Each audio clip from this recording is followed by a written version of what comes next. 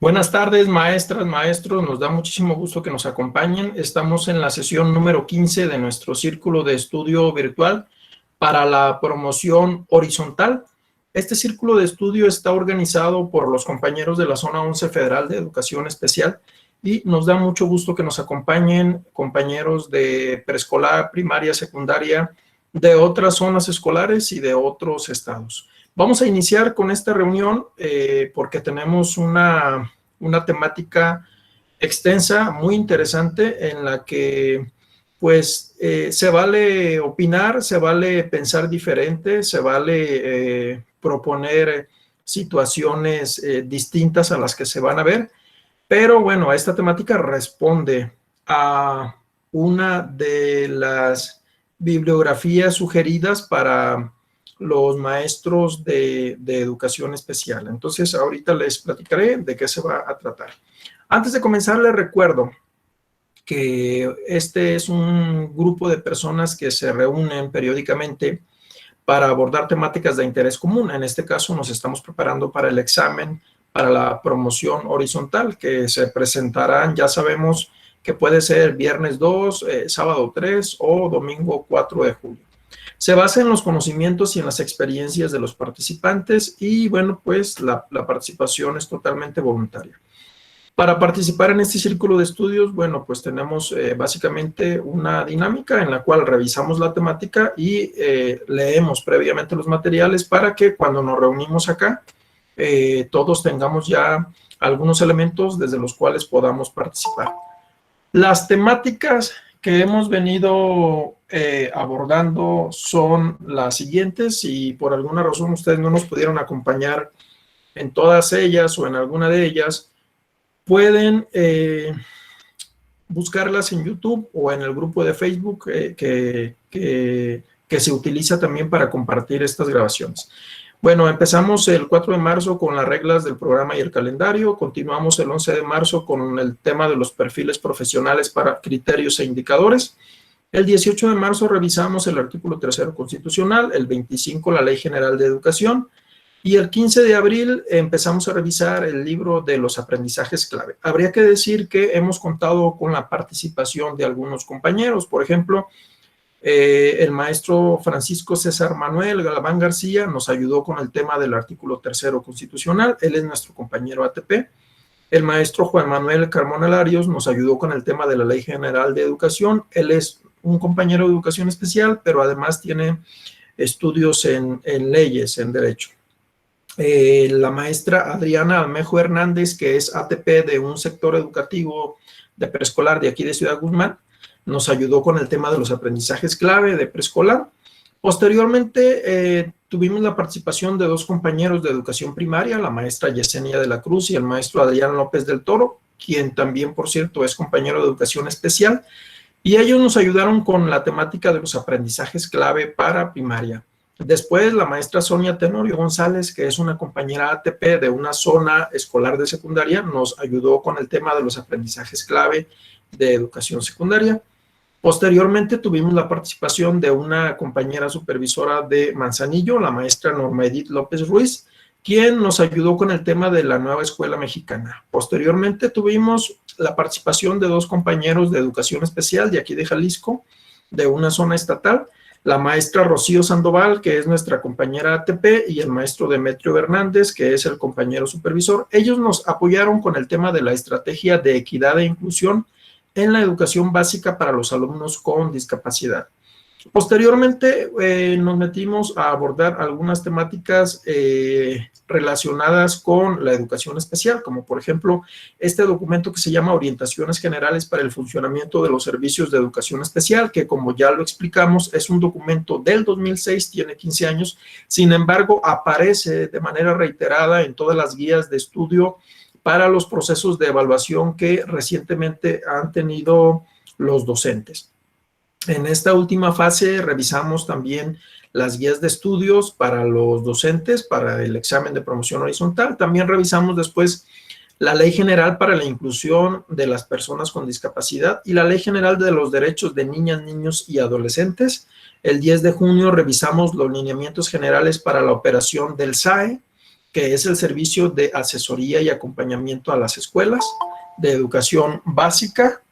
Posteriormente, revisamos las herramientas para la evaluación en la educación básica, 3 documentos, el jueves pasado, y hoy vamos a cerrar este círculo de estudios revisando lo que tiene que ver con la atención de los alumnos con discapacidad, aptitudes sobresalientes y dificultades severas de aprendizaje, conducta o comunicación, relacionadas o desde las normas específicas de control escolar, que es un tema muy, muy interesante. Habría que ser honestos y decir que esta temática no viene de manera explícita, no viene mencionada de manera explícita en las guías de estudios de los compañeros de preescolar, primaria ni secundaria. Sin embargo, nos han reportado los compañeros que hacen los exámenes que cuando están haciendo el examen les aparecen preguntas relacionadas con las normas específicas de control escolar. Y pues que inclusive hay compañeros que dicen, ¿por qué me preguntan cosas de educación especial? Y no es que sean cosas de educación especial. Estas normas específicas de control escolar son aplicables para toda la educación básica de todo el país. Entonces es muy importante y es muy necesario que ustedes, compañeros, aunque no sean maestros de educación especial, estén familiarizados con estas disposiciones. Ok, en un momentito vamos a entonces adentrarnos en el tema. Les agradezco su atención y de aquí me voy a salir de esta presentación para pasarme a la presentación que nos ocupa este día. Antes de iniciar, me gustaría que en el chat nos hicieran el favor de mencionar a grandes rasgos cómo le hacen en su escuela para atender a los niños con discapacidad. ¿Cuál es el proceso que ustedes siguen para atender a los alumnos con discapacidad, con aptitudes sobresalientes o con dificultades severas de aprendizaje, conducta o comunicación? Si nos quieren regalar algunas respuestas, con gusto las leemos para empezar a contextualizar este tema. Adelante, maestras. O si alguien gusta participar de viva voz, también totalmente válido. Adelante, compártanos, por favor, cómo le hacen para atender a los alumnos con discapacidad. Igual, si tenemos compañeros de camp, también nos podrían platicar el proceso. ¿Quién dijo yo? Adelante.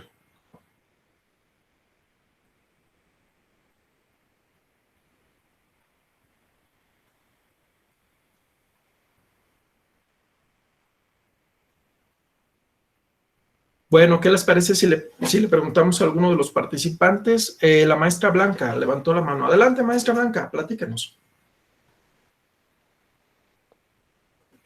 Hola, buenas tardes a todos. Buenas tardes, maestra. ¿De dónde? Bueno, pues yo les platico que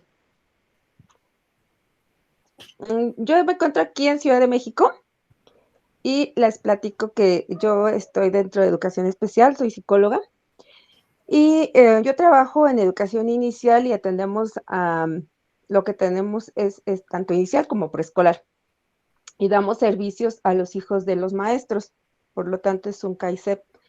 Y bueno, yo lo que hago, yo estoy al interior de la escuela, pertenezco a la plantilla, es decir, no estoy...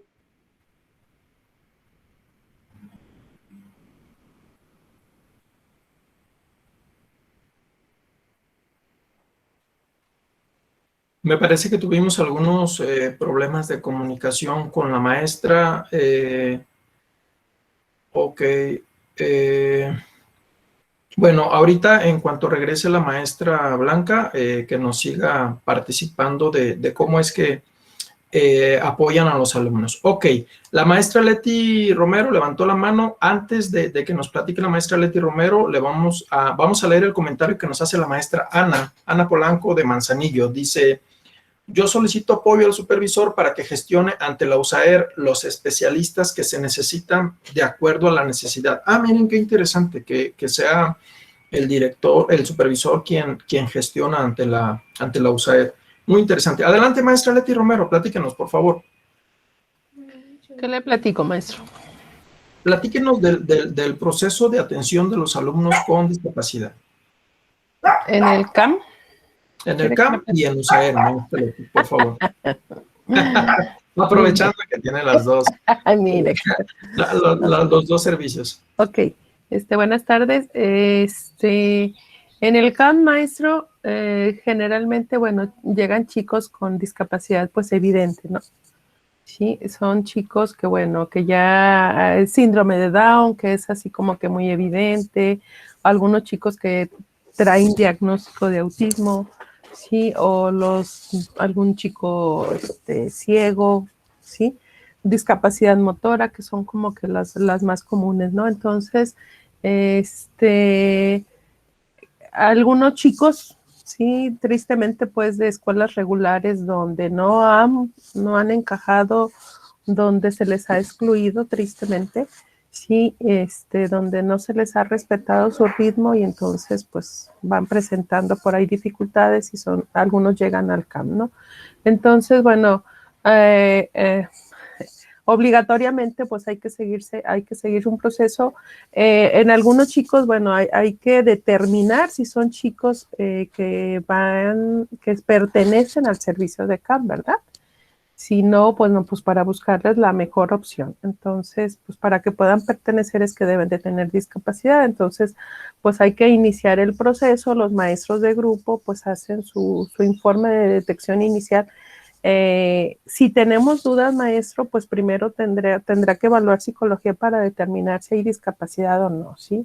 Para saber si ya entonces ubicarlo y entonces ya el maestro de grupo empiece con su proceso y bueno, hay que llenar su informe de detección inicial para tener conocimiento de sus antecedentes, para tener conocimiento de su historia escolar, para tener conocimiento de cuáles son las competencias que maneja el niño. Y bueno, aquí lo que sigue es hacer informe psicopedagógico, ¿verdad? Entonces no hay opción. Y entonces ya el informe psicopedagógico, pues ya todas las áreas que se requieren, sí, yo creo que a diferencia de la USAER, donde ciertamente, bueno, el maestro de grupo es el encargado, pues aquí en el CAM, pues entramos todos, ¿no? Entonces, en el CAM, todas las áreas hacen lo propio para hacer el informe psicopedagógico y posteriormente el plan de intervención, ¿sí? Donde también, de la misma manera, de manera colaborativa, pues planteamos algunas estrategias. Y ya posteriormente, pues es el trabajo. ¿Sí? Es más o menos en lo general. Y muchas gracias, maestra Leti. Adelante, maestra Leti. ¿O alguien más que quiera participar de la USAER? A ver, le vamos a preguntar a la maestra Laura Cristina Valderrama. Maestra Laura, platícanos de tu proceso de atención de los alumnos con discapacidad. Tú que eres maestra de especialista de USAER.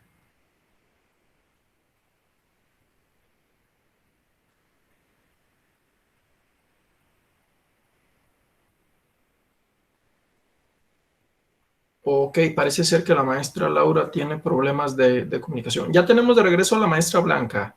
Es una compañera que trabaja en la Ciudad de México. Adelante, maestra Blanca, si nos puede seguir platicando, por favor, porque se nos interrumpió la comunicación.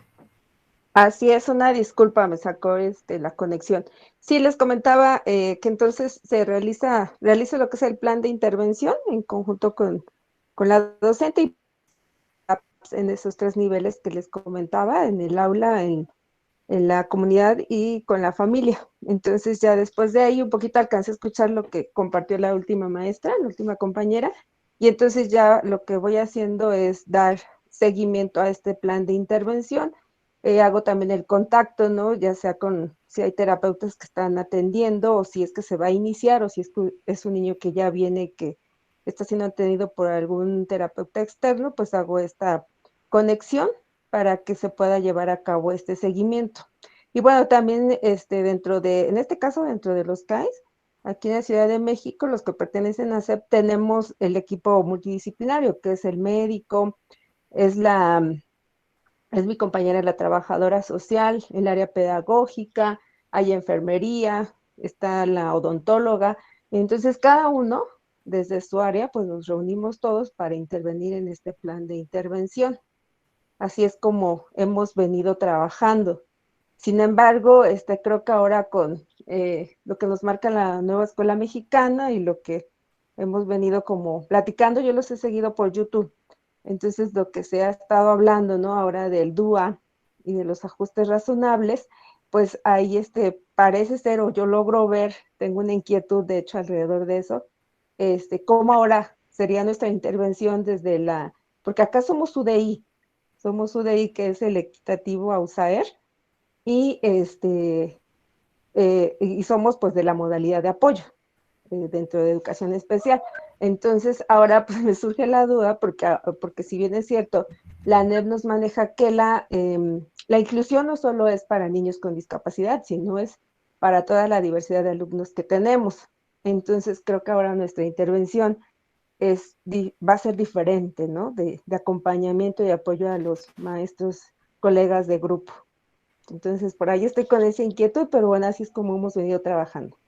Maestra Blanca, muchísimas gracias por compartirnos su experiencia. Estamos de acuerdo con usted. Seguramente estamos a punto de experimentar una innovación en la forma en la que como USAER o como UDEI vamos a intervenir por los planteamientos que se hacen desde la nueva escuela mexicana, perdón. Sin embargo, estaba leyendo su pregunta que nos hizo a través del Facebook, me parece muy interesante. ¿Qué tendríamos entonces que responder en el segundo examen? Así es. Porque esto suena interesante. Ya lo habíamos platicado, que al momento de responder el examen, tendríamos que hacer un ejercicio intelectual muy enfocado a que nos están solicitando que respondamos un examen con los planteamientos que vienen en la bibliografía que se nos está ofreciendo.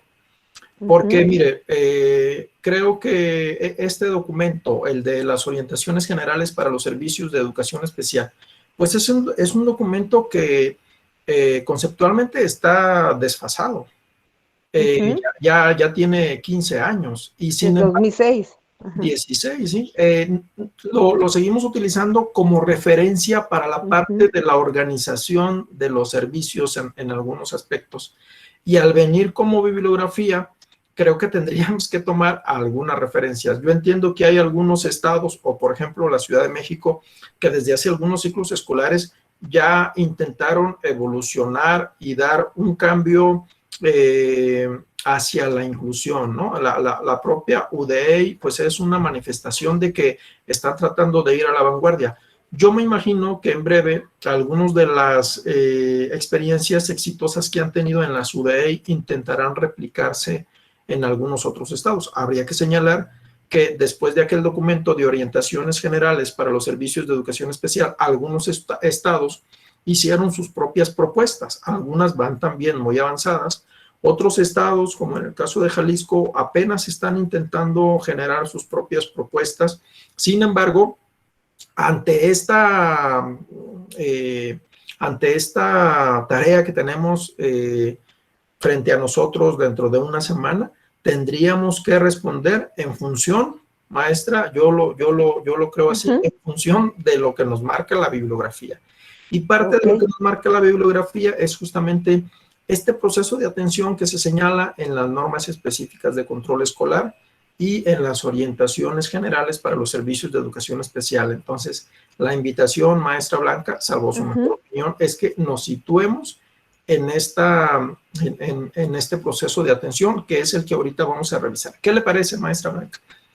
Me parece excelente. De hecho, pues es uno de mis objetivos, entrar y participar, y lo que pueda aportar, pues adelante. Creo que es interesante este proceso que vamos a tener dentro de 8 días, porque creo que estamos ante un cambio significativo en educación especial. Sin embargo, sí, también gracias, me ayuda, me orienta a que, pues en el examen creo que vamos a poder responder con respecto a lo que hemos venido trabajando, que son los planes de intervención, y bueno, ya nosotros seguiremos haciendo nuestras propias reflexiones, ¿no?, acerca de este cambio. Muchas gracias, profesor, y gracias a todos.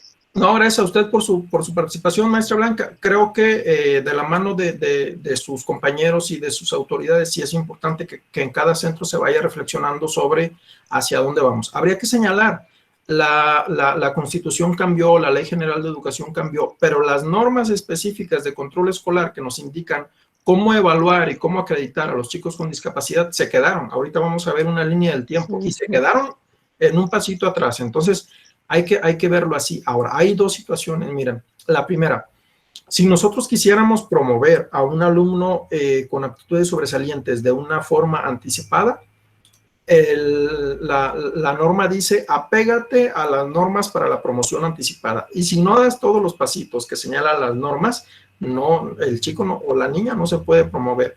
Igual ocurre, maestra, con las situaciones de carácter legal.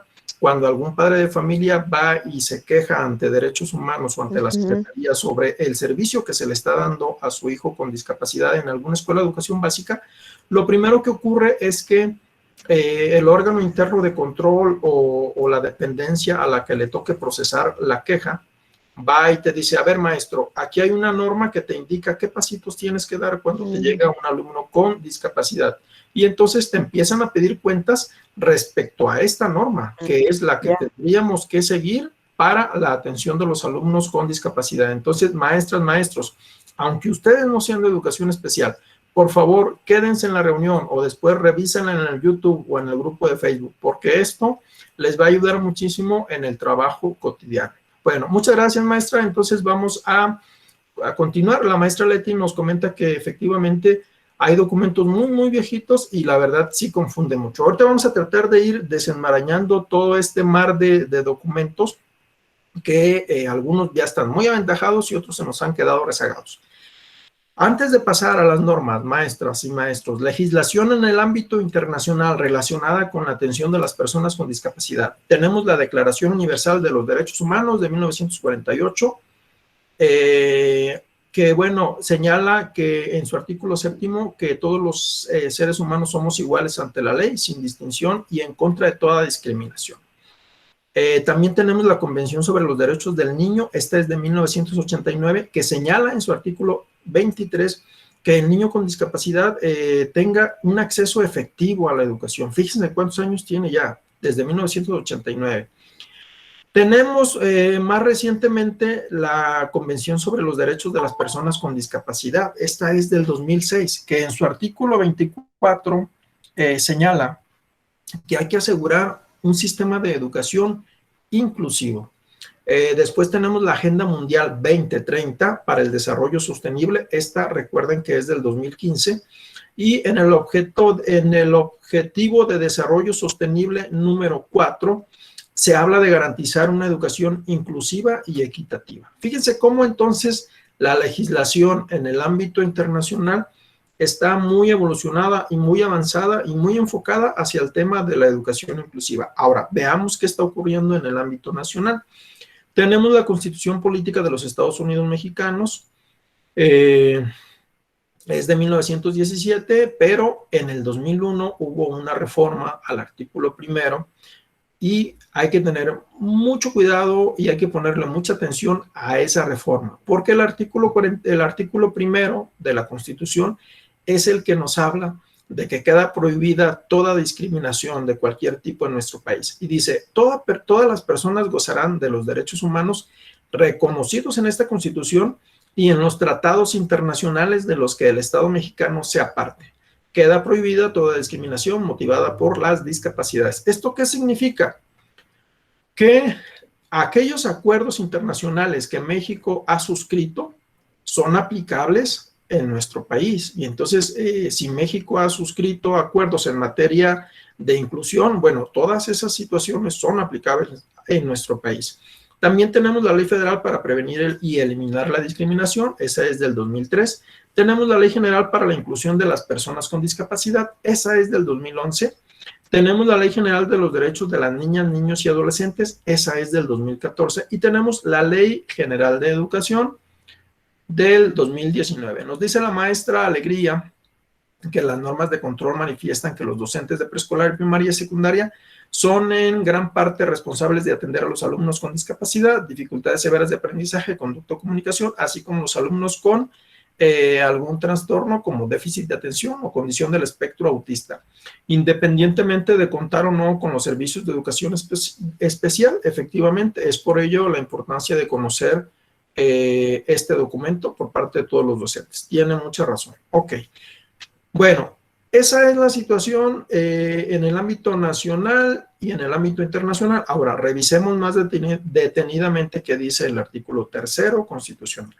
El artículo 3º constitucional señala que la educación será laica, democrática, nacional, que va a contribuir a la mejor convivencia humana, que será equitativa, que será inclusiva, que será intercultural, integral y de excelencia. Ojo, porque este atributo de que la educación debe ser inclusiva aparece en el 2019 y entonces también define en el inciso E por qué va a ser inclusiva. Dice, va a ser inclusiva porque deberá tomar en cuenta las diversas capacidades, circunstancias y necesidades de los educandos.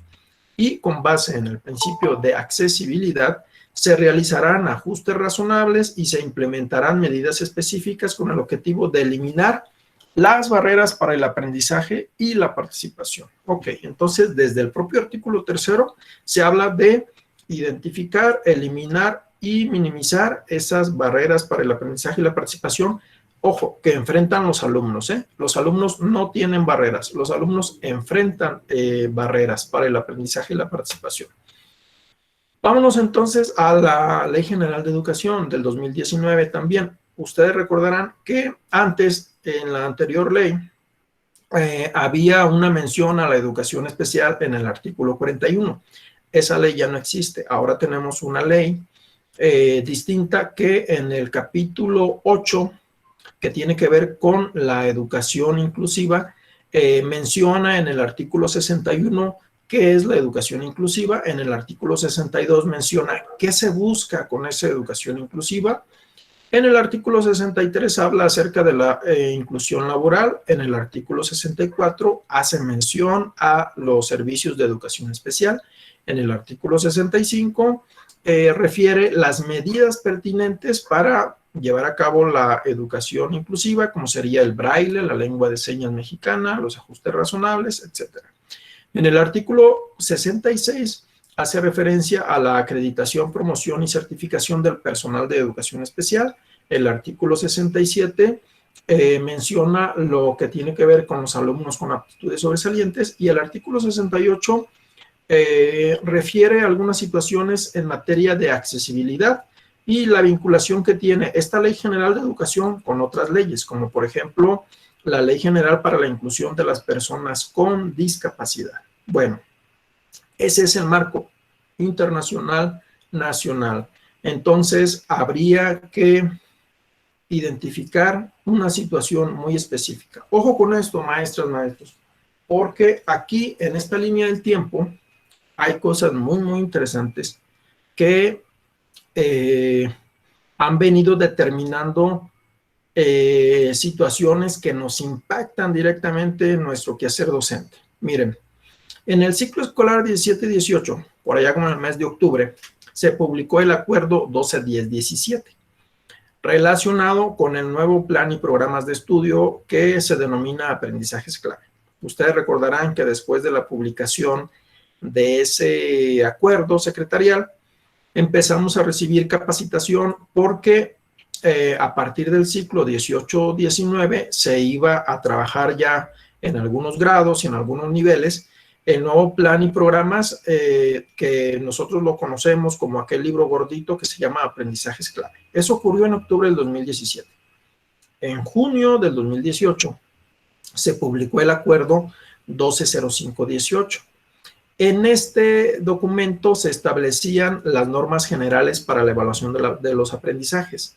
En aquel momento se pensaba que teníamos que evaluar los tres componentes del currículo. Ustedes recordarán que también incluía los clubes y que causó mucha polémica porque en el inicio del ciclo escolar 18-19 los maestros se empezaron a quejar de que el sistema de evaluación era muy denso y que les llevaba muchísimo tiempo y que les implicaba mucho trabajo administrativo. Ok, pero todavía no terminaba ese ciclo 2017-2018 cuando ocurrieron las elecciones presidenciales del 2018, en las que hubo un cambio de rumbo en la política de nuestro país. Ok, inicia el ciclo 2018-2019 y aunque todavía no tomaba posesión el nuevo gobierno, sí tuvieron que entrar en operación tanto las normas generales para la evaluación de los aprendizajes, que como ya se los mencioné, causaban mucha inconformidad, y el acuerdo 1210-17, que es el que tiene que ver con el plan y los programas de los aprendizajes clave.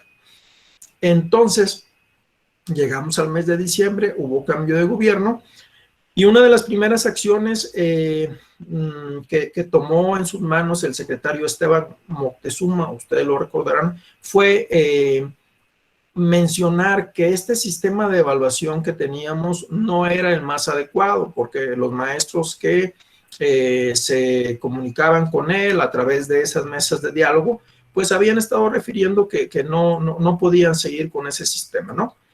Por esa razón, en marzo del 2019, se deroga el acuerdo 120518 y se establece en su lugar el acuerdo 110319, que es el de las normas generales para la evaluación de los aprendizajes, que sigue vigente, que aún está en funcionamiento dentro de nuestro sistema educativo. Ok.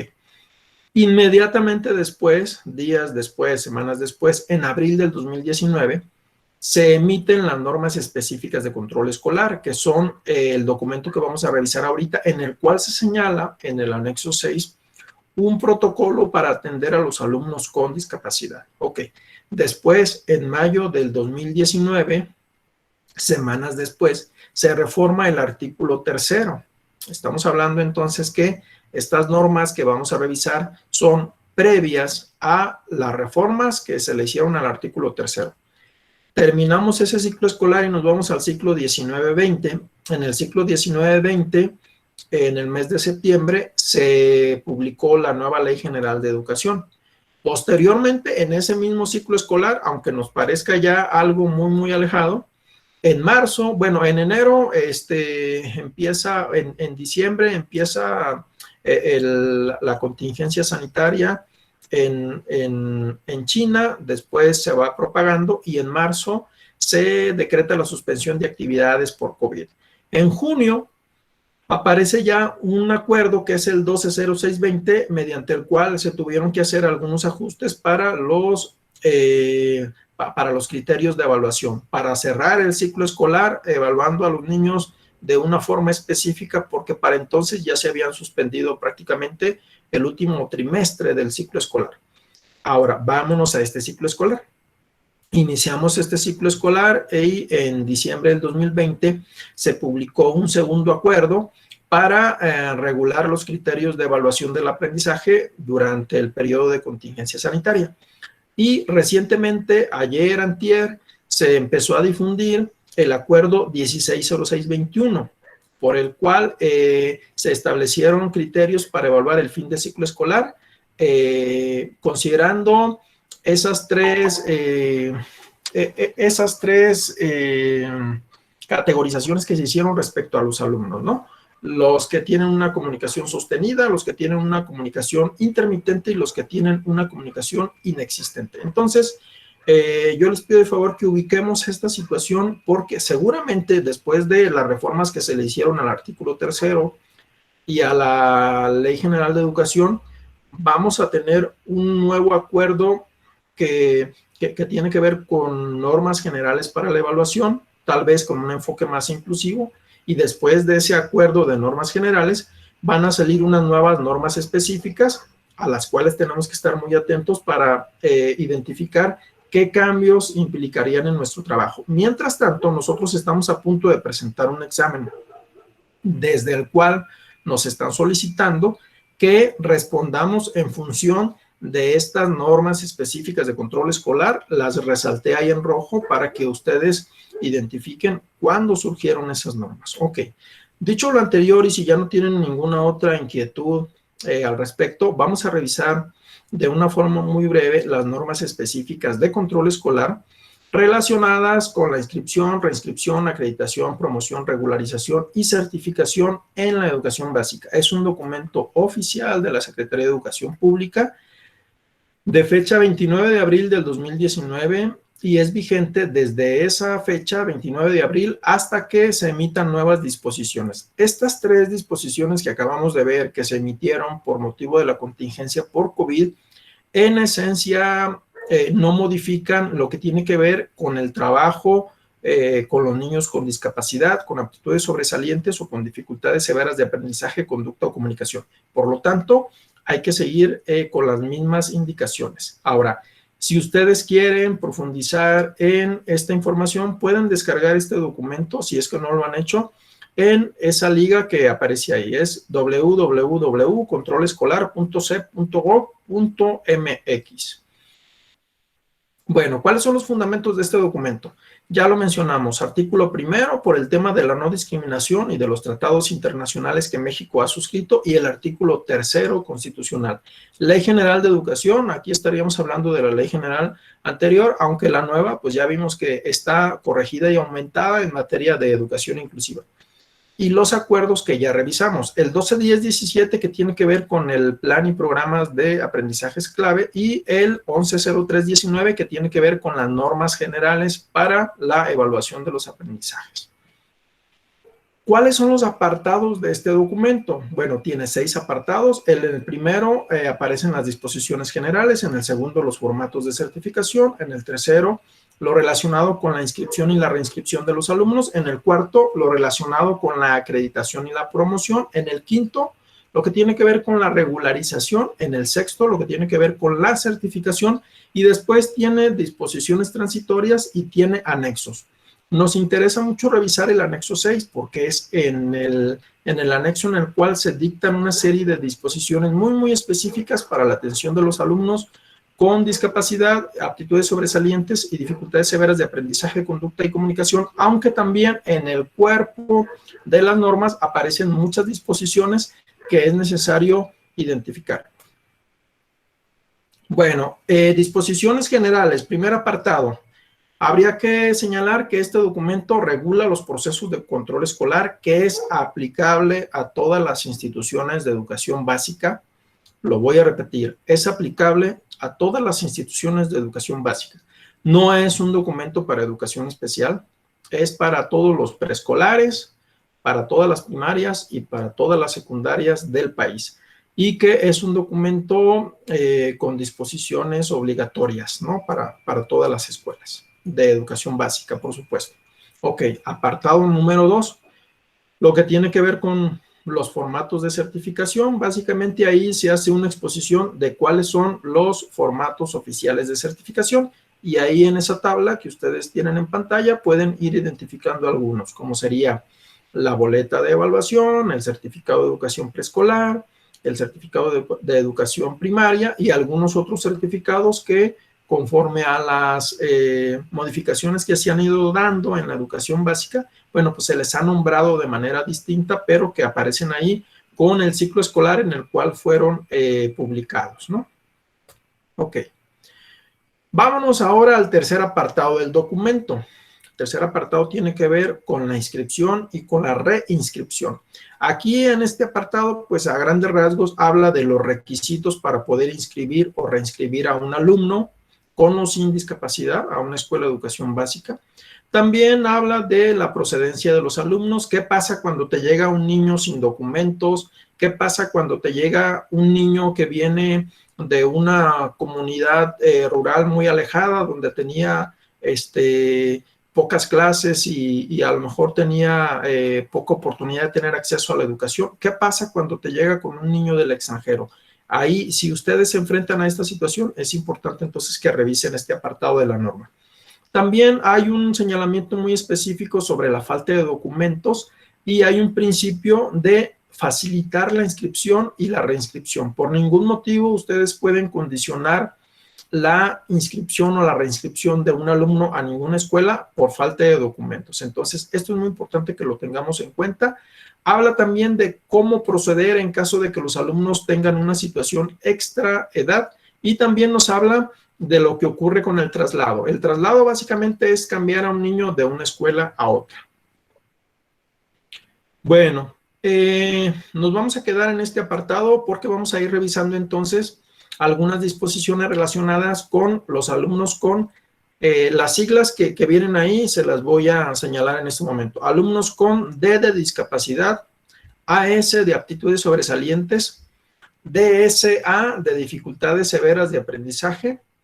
La penúltima C sería dificultades severas de conducta y la última C sería dificultades severas de comunicación. Entonces, iremos revisando poco a poquito algunas disposiciones. Estamos hablando entonces acá del tema de la inscripción y la reinscripción. Y en el numeral 3.3 de esta norma dice, documentación. Para cuando te llega un niño a una escuela de educación básica hay que solicitarle la inscripción, el documento de inscripción a la escuela, el de la copia del acta de nacimiento, la CURP, la cartilla nacional de salud, las fotografías que son opcionales. En el caso de los alumnos con aptitudes sobresalientes que hayan sido promovidos de manera anticipada, hay que solicitarles el oficio de formalización para la acreditación y la promoción anticipada. Y en el caso de los alumnos con discapacidad hay que solicitar el portafolio de evidencias, que está conformado por el informe de detección inicial, el informe de evaluación psicopedagógica y el plan de intervención. Más adelante vamos a profundizar en esta serie de documentos. Pero ojo con el numeral 3.74. Dice, en caso de que el niño no cuente con el portafolio de evidencias, no se le puede impedir ni la inscripción ni la reinscripción a la escuela. O sea, tú no puedes condicionar el hecho de que te llegue un niño con discapacidad a una escuela sin portafolio de evidencias para decir no lo puedo inscribir. Al fin de cuentas, si te llega sin portafolio de evidencias, es responsabilidad de la escuela conformar ese portafolio de evidencias.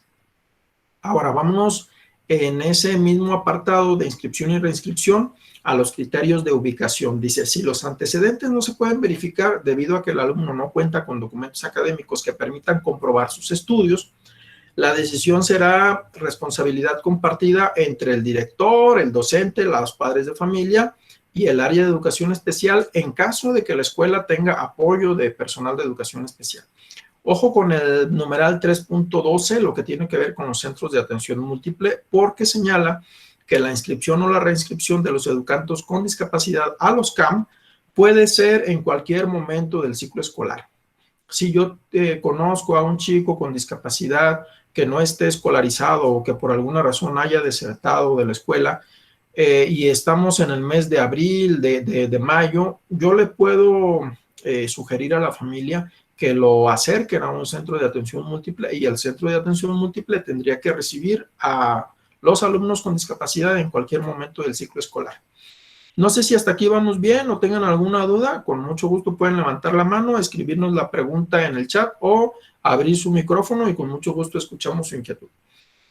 Vámonos al numeral 3.13, lo que tiene que ver con la atención de los alumnos con discapacidad, aptitudes sobresalientes o con dificultades severas de aprendizaje, conducta o comunicación, se deberá atender conforme al anexo número 6. Y aquí es donde la norma nos remite al anexo número 6. Más adelantito vamos a ver qué dice el anexo 6.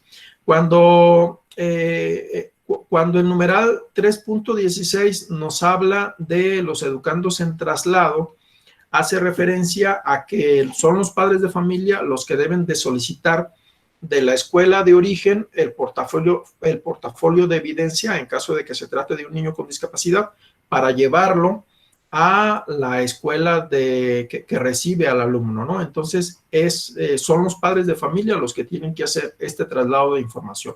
Hay que tener mucho cuidado porque nosotros como escuela o nosotros como servicio de educación especial no podemos estar solicitando el portafolio a otra escuela. Tendría que ser a través de los padres de familia. Vámonos al siguiente apartado del documento y es aquí donde se empieza a poner bueno, porque este apartado habla de la acreditación y la promoción. Y es donde surgen una infinidad de dudas, porque hay maestros que dicen, pues es que ¿cómo voy a promover a este niño con discapacidad intelectual si está en 5º grado y no sabe leer y escribir?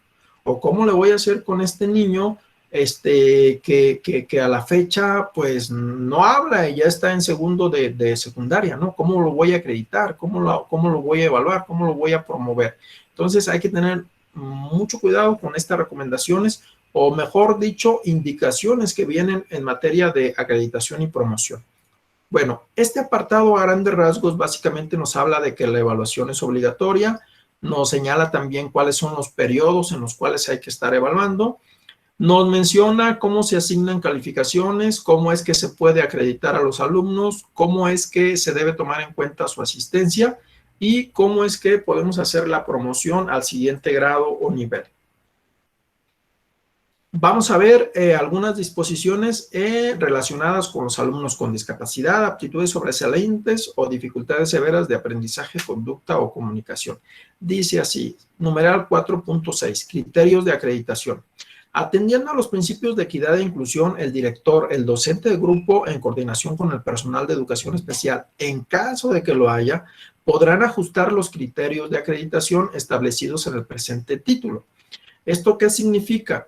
Que a todos los niños sin discapacidad se les va a evaluar conforme a los criterios establecidos en este documento, pero cuando se trata de un alumno con discapacidad, es posible y es necesario adecuar los criterios en función de las posibilidades del niño, tomando en consideración las aportaciones de los maestros y del personal de educación especial.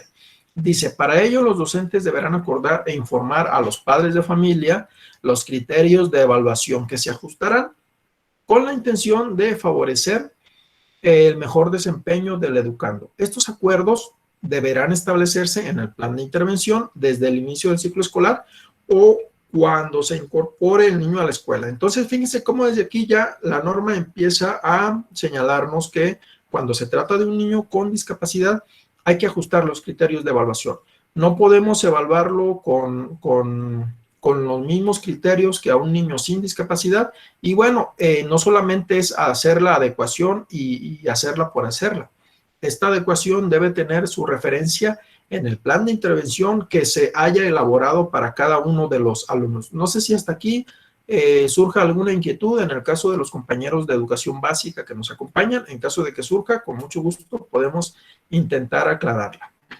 En el caso de la promoción 4.8, numeral, dice, el docente deberá registrar las adecuaciones pertinentes en las evaluaciones escolares en congruencia con el plan de intervención o programa de enriquecimiento. El plan de intervención es para los chicos con discapacidad o para los alumnos con dificultades severas de aprendizaje, conducta y comunicación, y el programa de enriquecimiento es para los alumnos con aptitudes sobresalientes. Numeral 482 dice, la evaluación deberá realizarse de manera interdisciplinaria con los criterios que establecerán conjuntamente el director de la institución, el docente de grupo y el personal de educación especial, en caso de que lo haya, tomando como base el avance en los propósitos establecidos en el plan de intervención o en el programa de enriquecimiento. Entonces, fíjense cómo aquí se reafirma lo que ya habíamos leído en el numeral anterior, que las referencias serán los propósitos establecidos en el plan de intervención. Dice, en todos los casos, los resultados del educando que muestren sus avances y se hayan utilizado para evaluarlo, se tienen que anexar al portafolio de evidencias como un respaldo de dicho proceso. Fíjense cómo cobra mucha importancia que el alumno con una condición de discapacidad tenga un portafolio de evidencias que va a ir acumulando a través de su tránsito por la educación básica y que le va a servir a los maestros como una referencia para saber de dónde partir y hasta dónde pretenden llegar durante ese ciclo escolar. Vámonos a lo que tiene que ver con el registro del avance en el aprovechamiento escolar. Pues por supuesto que también debe tener una referencia en el plan de intervención. Dice, el docente de grupo o los profesores de cada asignatura tomarán como referencia para reportar el avance del aprovechamiento escolar del educando el plan de intervención o el programa de enriquecimiento.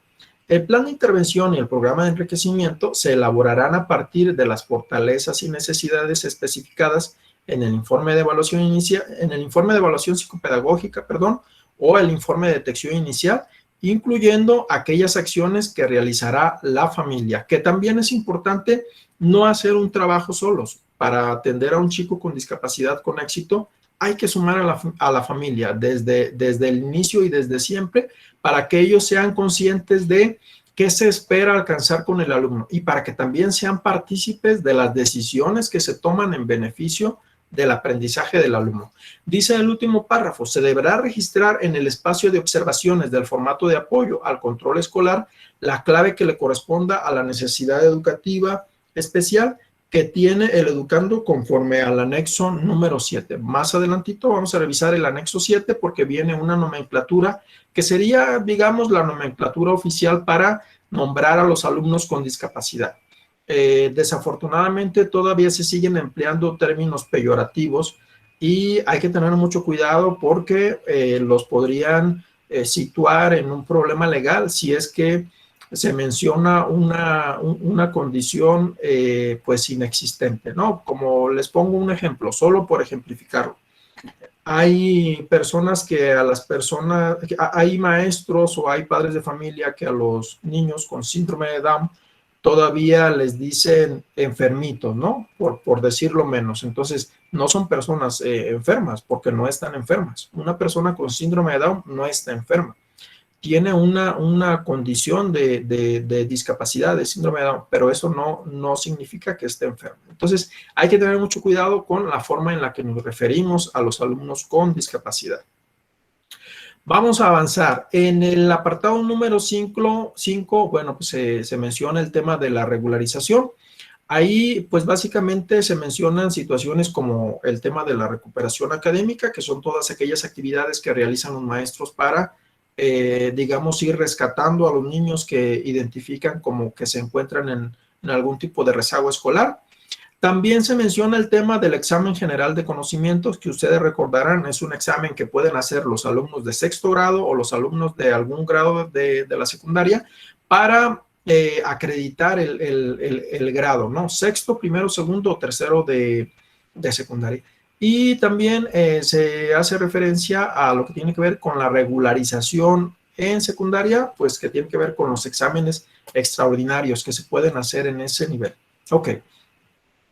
Respecto a la regularización en secundaria, se menciona que en el caso de los alumnos con discapacidad, aptitudes sobresalientes o dificultades severas de aprendizaje, conducta o comunicación, será responsabilidad del director, los docentes y, en caso de que lo haya, los maestros de educación especial, la elaboración de los exámenes extraordinarios, y que para hacer estos exámenes, bueno, pues se tiene que tomar en cuenta el plan de intervención o el programa de enriquecimiento. Es importante mencionar aquí que cuando no se cuenta con maestros de educación especial, la escuela pues tendría que buscar apoyos o tomar decisiones al interior del colectivo docente para llevar a cabo todos estos procesos. Vaya, maestros de educación regular que no tienen apoyo de USAER o de la UDEI, no dejen de hacer todos estos procedimientos porque no están sujetos a la presencia del personal de educación especial. Es obligación de los maestros de educación básica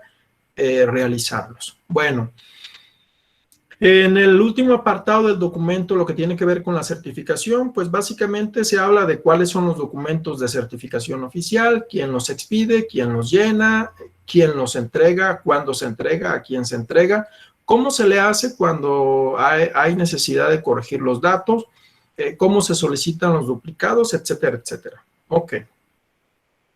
Y bueno, vámonos a los artículos transitorios de estas normas específicas. Habría que señalar que la indicación es que las presentes normas de control escolar relativas a la inscripción, reinscripción, acreditación, promoción, regularización y certificación en la educación básica entrarán en vigor a partir de la fecha de su publicación y serán aplicables hasta en tanto no se emitan nuevas disposiciones normativas. Por lo tanto, aunque son del 2019 y al no haberse emitido nuevas disposiciones, siguen siendo vigentes y hay que tomarlas muy en cuenta en este próximo examen que vamos a resolver, pero también hay que tomarlas muy en cuenta hay que tomarlas muy en cuenta en nuestro trabajo cotidiano. Ok, vámonos al tema de los anexos. Estas normas específicas tienen 9 anexos, los vamos a revisar, son muy interesantes. Inclusive yo he platicado con muchos docentes sobre este tema y algunos de ellos me dicen, ¿a poco hay un documento a través del cual se puede hacer eso? Y yo les digo, pues sí, o sea, es un tema normativo que está ahí, que a veces los padres de familia no hacen uso de esas herramientas, pero están ahí a su disposición y a disposición de los alumnos. Bueno, en el anexo número 1 viene un glosario de términos, le vamos a dar un repaso muy general. En el anexo número 2 vienen los formatos de certificación. En el anexo número 3 hay una solicitud de inscripción o reinscripción. De verdad es una solicitud muy interesante. Desafortunadamente no todas las escuelas le piden a los papás que llenen esta solicitud, pero creo que evitaría muchas dificultades. En el anexo número 4 viene un formato de autorización para inscripción tardía. Aunque ustedes no lo crean, hay alumnos que pueden ingresar a preescolar con mayor edad de la que habitualmente identificamos. Esto es, si yo tengo un niño de 6 años y quiero que se inscriba a segundo de preescolar, puedo llenar este formato de autorización para inscripción tardía y llevarlo al preescolar y decirle, maestra, yo quiero que mi niño curse preescolar de 7 años. Igual, si yo tengo un niño de 9 años que nunca fue escolarizado y quiero llevarlo a que curse primero de primaria, puedo llenar este formato y lo podría llevar a una escuela primaria y decir, maestro, yo reconozco que mi hijo tiene esta edad y que ya está más grande de los chicos que entran de 5 o 6 años, pero yo quiero que curse el primero de primaria. Entonces, es una facultad que tienen los padres de familia. El anexo número 5 es el modelo de reporte de institución educativa no incorporada, que básicamente es un formato para que los padres de familia que están en una escuela que no tiene reconocimiento oficial y que se las ofertaron como una escuela legalizada, pues puedan prácticamente llenar este formato e ir a quejarse con la autoridad educativa correspondiente para decir, a mí me engañaron en esa escuela, no tenía reconocimiento y vengo a denunciar pues que es una escuela que no me está garantizando que mi hijo va a tener una acreditación oficial de sus estudios. Ok, el anexo número 6 es el que nos interesa revisar, lo vamos a revisar más adelante. En el anexo número 6 se establece cuál será el proceso de atención para los alumnos con discapacidad, aptitudes sobresalientes o dificultades severas de aprendizaje, conducta o comunicación. En el anexo número 7 se habla de la clasificación para el alumnado con discapacidad. En el anexo número 8 se habla de este documento también que cada vez es más, que cada vez se utiliza más. Es un formato de autorización expresa de la madre, el padre de familia o tutor para revocar la promoción de cualquier grado de su hija o de su hijo. ¿Esto qué significa? Que el padre de familia puede ir a la DERCE o a la dirección de la escuela a decir, mamá, autoridad educativa, yo quiero que mi hijo, aunque lo hayan pasado de tercero a cuarto, se quede en tercer grado porque yo creo que es lo que mejor le conviene. Entonces llena el formato y la autoridad educativa le revoca la promoción de grado al alumno. Y en el último anexo vienen los lineamientos para la acreditación, promoción y certificación anticipada de los alumnos con aptitudes sobresalientes, que también es algo posible en nuestro sistema educativo. Los chicos con aptitudes sobresalientes pueden beneficiarse de saltarse un ciclo escolar y pasar, por ejemplo, de quinto de primaria a primero de secundaria o de tercero de preescolar a segundo de primaria, etcétera, etcétera. Ok.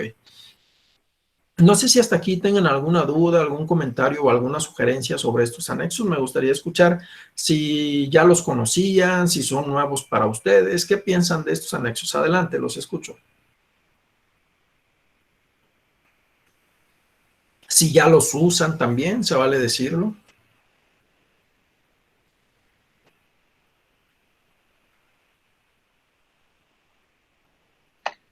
Hola, buenas tardes. Buenas tardes, maestro. Adelante. Compañeros.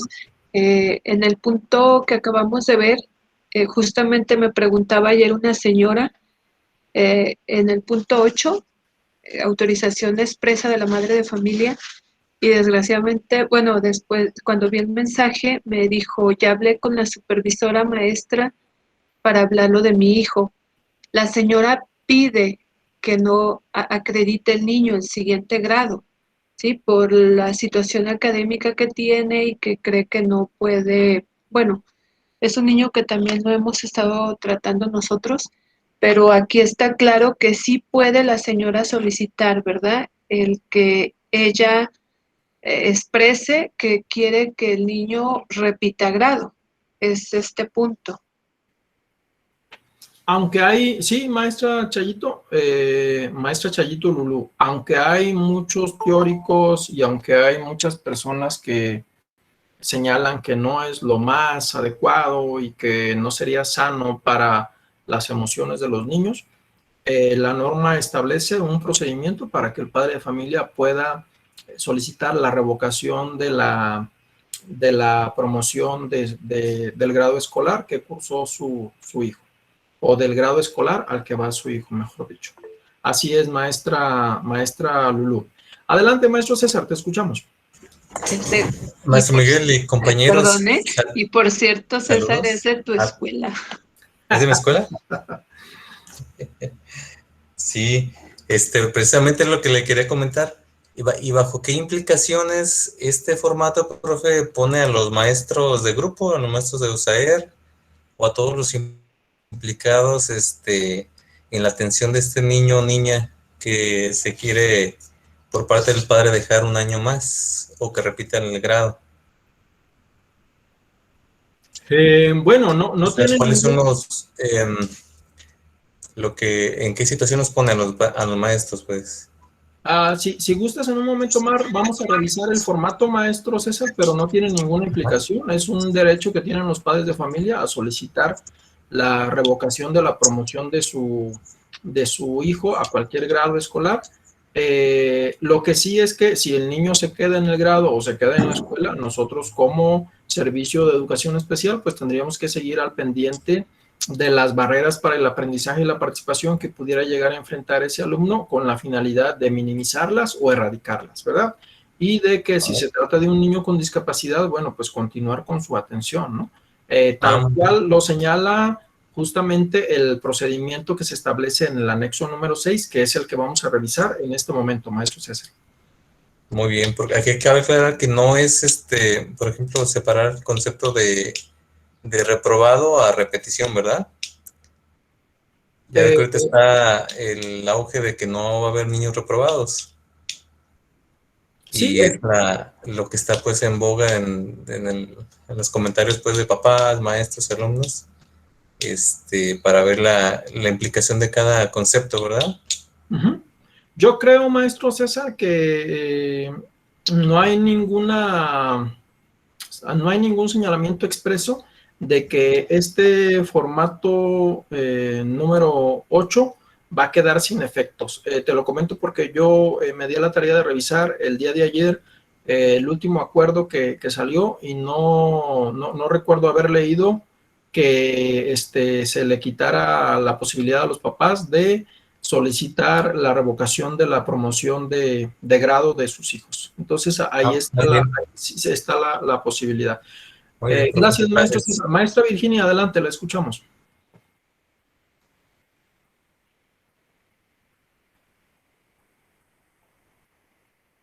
Adelante, maestra Virginia. Ay, perdón, tenía el micrófono apagado. La pregunta inicial fue si conocíamos el anexo 6. Sí, maestro, yo trabajo en una USAER y lo hemos trabajado con la escuela regular para que lo conozcan porque bueno, ahí nos pone responsabilidades a educación especial y también a las escuelas regulares, porque ahí se menciona que teniendo o no, contando o no con el personal de USAER, la escuela tendría que hacer la evaluación psicopedagógica, el informe del alumno y el portafolio del alumno. Entonces, Sí lo hemos trabajado, sí lo conozco, lo que no, bueno, y ahorita lo que está en muchos papás, en la idea de muchos papás, es hacer la revocación de grado. Y yo desconocía hasta ahorita, la verdad es que no he leído todas las normas. El anexo 8 nos va a dar la pauta para saber qué hacer en el caso de que los papás necesiten eso, revocar el grado para que el niño siga usando el grado que el papá dice que pues no tuvo los conocimientos que se esperaba tener. Y bueno, aquí cuando hacemos revocación de grado, lo que hacemos es checar la edad del alumno para poder decidir si conviene o no, porque hay alumnos extra edad y hay que checar si alcanzan a llegar a secundaria con la edad que se pide. Entonces, eso es como nada más como una precaución que debemos tomar en la decisión que tomen los padres, porque a nosotros no nos corresponde, les corresponde solo a papá, mamá o tutor, la decisión de la revocación de grado. Eso es mi comentario, maestro. Muchas gracias, maestra, muy interesante, tiene razón en esto que plantea. Hay que ir también ayudándole a los papás a que consideren este tema de la edad, ¿no? Para que los alumnos completen, digamos, su escolarización básica digamos, en el plazo adecuado. Bueno, estos son entonces los anexos. Isa nos pregunta que dónde puede ver los anexos. En un momentito más nos vamos a meter a la plataforma de gestión escolar para que identifiquen, maestra Isa, dónde se pueden descargar los anexos. Ok. Bueno, anexo 6. El anexo 6 básicamente indica este protocolo o este procedimiento de atención para los alumnos con discapacidad, aptitudes sobresalientes o dificultades severas de aprendizaje, conducta o comunicación. Lo vamos a revisar a detalle, pero antes me gustaría señalar a grandes rasgos algunos elementos que contiene. Primero, cuando identificamos a un chico con estas características, hay que hacer un proceso de detección inicial y hay que culminar ese proceso de detección inicial con un documento que se llama Informe de Detección Inicial. Básicamente lo que hacemos es empezar a valorar la condición del niño, tratar de identificar cuál es la condición del niño, cuáles son sus antecedentes escolares, aplicar una evaluación diagnóstica y tomar las primeras determinaciones. Esa determinación consiste en continuar con un proceso de evaluación psicopedagógica o en implementar algunas acciones mediante las cuales la escuela va a identificar las barreras para el aprendizaje y la participación que el niño está enfrentando y las va a intentar eliminar. Ok, supongamos que el alumno pasa, digamos, este primer filtro, nos iríamos entonces al proceso de evaluación psicopedagógica. El proceso de evaluación psicopedagógica es una serie de entrevistas, pruebas formales e informales que se le hacen al alumno con la intención de conocerlo, de identificar quién es el niño, prácticamente desde el momento de su concepción o poquito antes, porque exploramos los antecedentes familiares hasta su situación actual.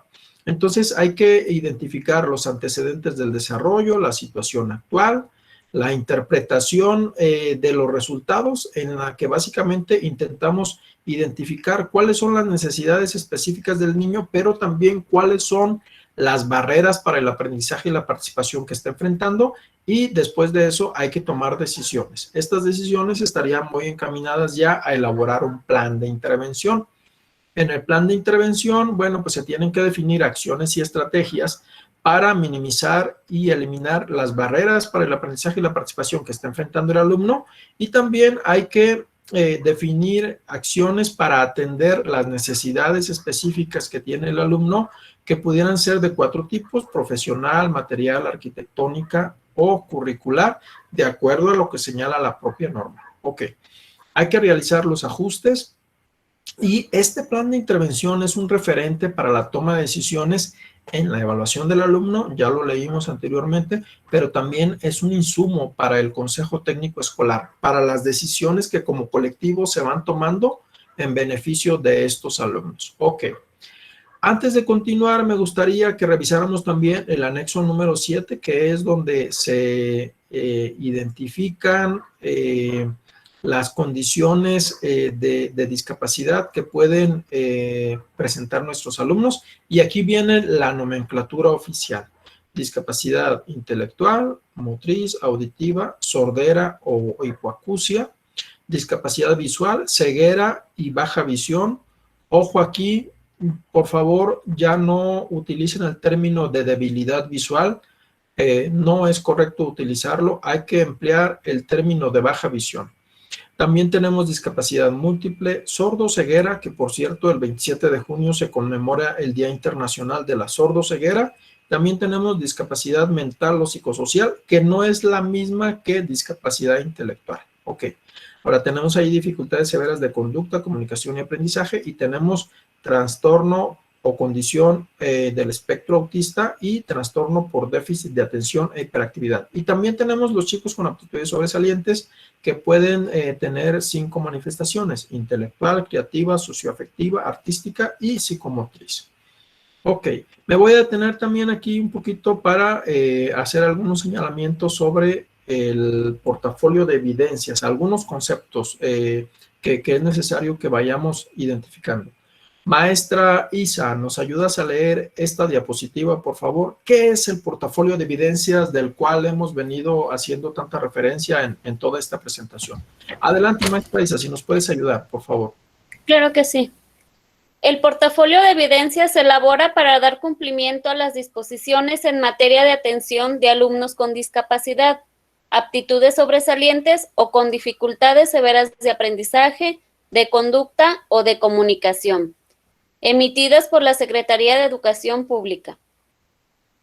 En este se reúne y reporta la información acerca de cada alumno con discapacidad, aptitudes sobresalientes o con dificultades severas de aprendizaje, de conducta o de comunicación. El portafolio debe contener el informe de detección inicial, el informe de evaluación psicopedagógica, el programa de enriquecimiento, el plan de intervención, las evidencias del proceso de evaluación, entre otros. Muchísimas gracias, maestra Isa. Entonces, destacamos que no es un invento de educación especial, ni de las supervisoras o supervisores de educación especial. Tampoco es un invento de los maestros de USAER. Es una disposición normativa que hace la Secretaría de Educación Pública y que se tiene que hacer, existan o no maestros de educación especial.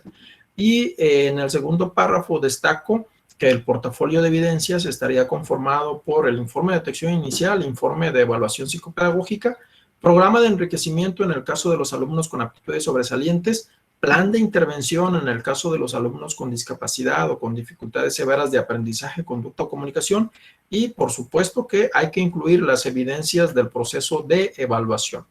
Le vamos a pedir ahora a la maestra Chayito Lulú que nos ayude a leer ¿qué es el informe de detección inicial? Adelante, maestra Lulú, por favor. Sí, maestro. Informe de detección inicial. El informe de detección inicial es un documento que recupera la información recabada por el personal de la institución educativa que intervienen en la detección del alumno.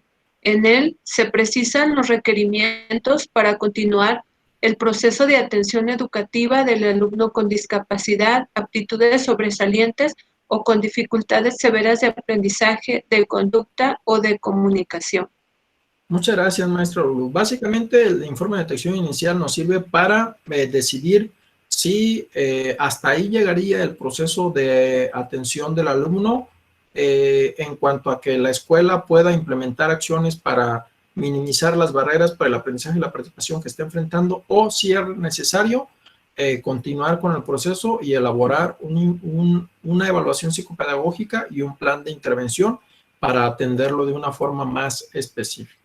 Le vamos a pedir a la maestra Gretel que nos ayude a leer qué es el informe de evaluación psicopedagógica. Adelante, maestra Gretel.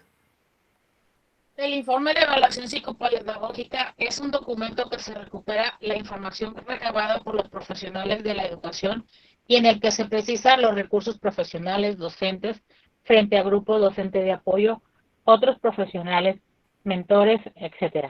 Materiales, mobiliario, prótesis, material didáctico, material tecnológico, etc. Arquitectónicos, rampas, aumento de dimensión de puertas, etc.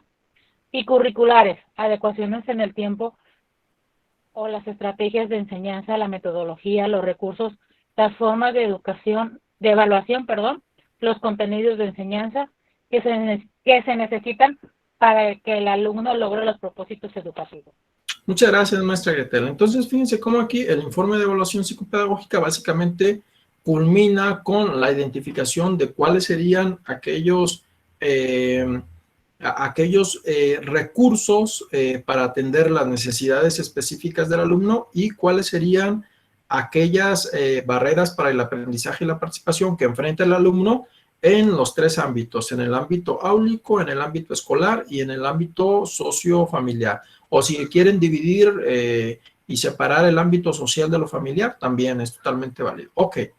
El plan de intervención, entonces, es este documento que vendría a culminar este proceso de identificación y de planeación del alumno. Le vamos a pedir a la maestra Ana Polanco que nos haga favor de leer esta diapositiva. Adelante, maestra Ana, por favor, ayúdanos.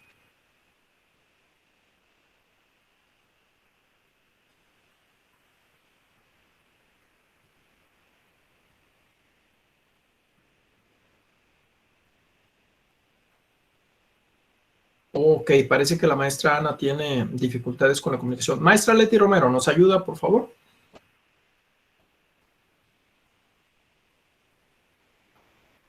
Plan de intervención. Sí, por favor. El plan de intervención es un documento que resulta del informe de detección inicial y posteriormente del informe de evaluación psicopedagógico y que organiza el trabajo del director de la escuela, los docentes y demás personal involucrado en la atención de los educandos con discapacidad, con aptitudes sobresalientes, con dificultades severas de aprendizaje, de conducta o de comunicación a lo largo del ciclo escolar en el marco del programa escolar de mejora continua. El plan incorpora las diversas estrategias que conforman la atención especializada en los diferentes contextos en que se desenvuelve el educando. Esto es, en el áulico, en el escolar, en el extraescolar y familiar. En este también se especifican los apoyos y recursos que se deben brindar, incluyendo los ajustes al currículo, como contextualizar, diversificar y concretar temáticas para potenciar el acceso al currículo y el alcance de los aprendizajes. El plan de intervención junto con la boleta de evaluación permite la toma de decisiones respecto a la promoción del educando. Maestro, ¿todavía se llama boleta de evaluación? Ha ido cambiando de nombre, maestra Leti, pero entiendo que la última nomenclatura que se le ha dado es boleta de evaluación. Por lo menos este es digamos, la referencia que aparece en el glosario de estas normas, maestra Leti. Le digo que ahí es donde nos hacen bolas. Sí, porque sí ha ido cambiando en muchas ocasiones este nombre. Ahora miren, de esta diapositiva destaco un asunto. Maestras, maestros, por favor, atender a un niño con discapacidad, con aptitudes sobresalientes o con dificultades severas de aprendizaje, conducta o comunicación, implica la colaboración y la participación de los maestros de educación especial, cuando los hay, de todos los maestros de la escuela y también de los padres de familia. Lo peor que nos puede pasar, se los digo por la experiencia que tengo ya de viejito como maestro de educación especial, casi 23, 24 años, es que nosotros digamos, este es mi niño, yo lo atiendo y si los demás no me hacen caso, yo voy a hacer mi propio plan y voy a jugar a la escuelita con este niño. Eso no funciona.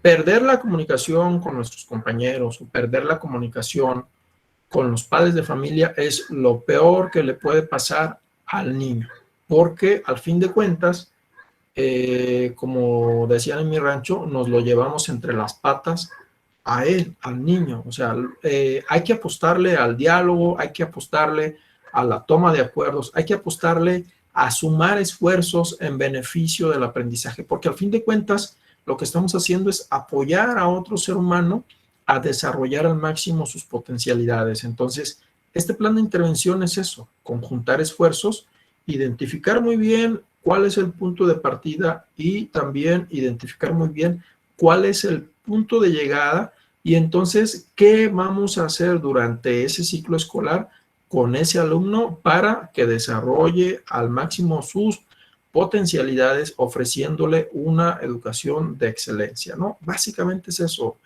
no hay que conflictuarnos tanto. Los maestros de educación especial, los maestros de educación básica y los padres de familia no somos enemigos. Lamentablemente, cuando se atiende a un chico con discapacidad, están en juego muchas emociones de por medio y a veces terminamos viéndonos como rivales o como enemigos. Y esto no tendría por qué ser así. O sea, somos parte del mismo equipo.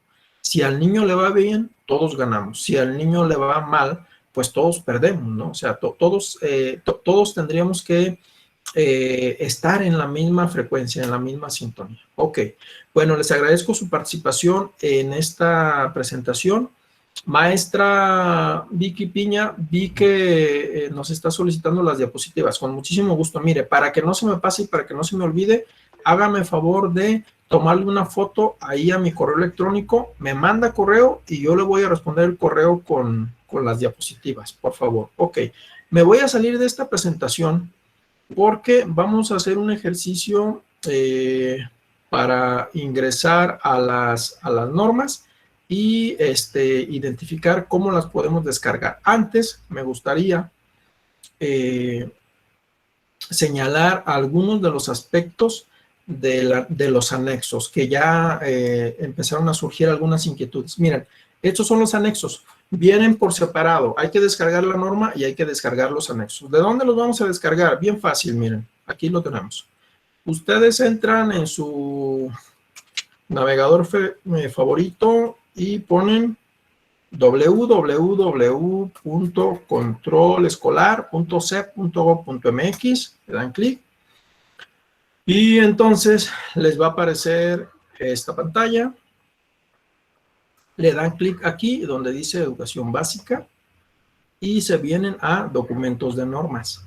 Y entonces cuando estén aquí van a poder descargar las normas específicas de control escolar, que son las que acabamos de revisar, y los anexos de las normas. Ok. Sí, maestra Blanca Juárez, con muchísimo gusto. Si me hace favor de mandarme el correo y con muchísimo gusto le respondo el correo con la presentación, sin ningún problema. Aguas ahí, muchachas y muchachos, porque hay más normas específicas. Miren, por ejemplo, estas últimas son normas de control escolar para la educación para los adultos. Por supuesto que no vamos a estudiar esas. Y hay otras normas específicas para la implementación y uso de documentos académicos electrónicos, etcétera, etcétera. Entonces, las que se pretende que ustedes descarguen y manejen son estas, las primeras dos, la norma y sus anexos. Ok, ahora vámonos a los anexos. Antes de concluir esta sesión, le vamos a dar una revisadita a los anexos. Sé que ya son las 8, pero les pido unos minutitos. Miren, el anexo número 1 tiene que ver con el glosario. Aquí viene lo que es un alumno con discapacidad, un alumno con aptitudes sobresalientes, qué son las barreras para el aprendizaje y la participación, qué es la detección inicial, qué son los alumnos con dificultades severas de aprendizaje, conducta o comunicación, qué es la discapacidad visual, ceguera y baja visión. Entonces, fíjense cómo vienen una serie de conceptos. No todos son conceptos relacionados con los alumnos con discapacidad. Hay muchos otros conceptos, como por ejemplo, qué es un docente, qué es un documento de certificación, qué es el documento de transferencia del estudiante migrante binacional, etcétera, etcétera, ¿no? Aquí viene también lo que revisamos en la semana pasada, qué es la evaluación formativa, qué es la evaluación sumativa, qué es la evaluación diagnóstica, qué es la evaluación psicopedagógica, viene ahí el concepto, de ahí lo retomamos para la diapositiva anterior, qué es el informe de detección inicial, qué es el informe de evaluación psicopedagógica. Por eso a muchos maestros que son de educación básica les parece que les están preguntando cosas de educación especial, pero insisto, no son cosas de educación especial, porque los alumnos no son de educación especial, los alumnos son de educación básica y en un escenario ideal todos tendríamos que conocer estos conceptos, ¿no? Aquí viene lo que es el oficio de formalización y acreditación para la promoción anticipada, que es el que se le entrega a los niños con aptitudes sobresalientes cuando se acredita que son aptos para promoverse de forma anticipada.